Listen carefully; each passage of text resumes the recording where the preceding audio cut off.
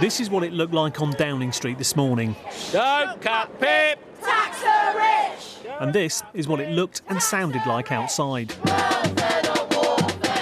Disability campaigners making the Prime Minister well aware of their feelings as he left for Parliament this morning. The government's plans to cut some disability benefits, known as personal independence payments, were trailed last week and confirmed today.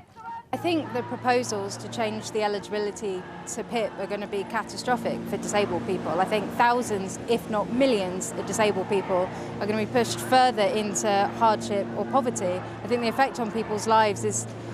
I know that people make the case that these are about savings, but if you don't give people the minimum amount that they need to get by, you see that those costs are just shifted elsewhere to things like councils and the NHS and housing. We can't go in there because it's not accessible for wheelchairs.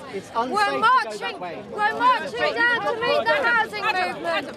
Hundreds of protesters then made their way down Whitehall as the Chancellor defended the government's plans. This government inherited a broken system. More than 1,000 people every day are qualifying for personal independence payments. 1 in 8 young people are not in employment, education or training.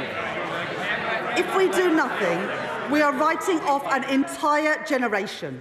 That cannot be right, and we will not stand for it. They're going to put more strain on the NHS, more strain on the care system, more strain on things, because essentially what you're doing is cutting the money that people use to get to work, to access work, and therefore people are not going to be able to get to work, not going to be able to live safely, and therefore we'll need the care system more, we'll need the NHS more, we'll need other services more. So it's a false economy, in my opinion. Others watching today's statement include London's 33 councils. 7 have already had to be bailed out by central government. They may have to wait until June's spending review to find out their financial fate. We are asking the government to use the comprehensive spending review and the upcoming reforms on local government finance to stabilise finances. If we don't do that, we are at risk of more councils going under.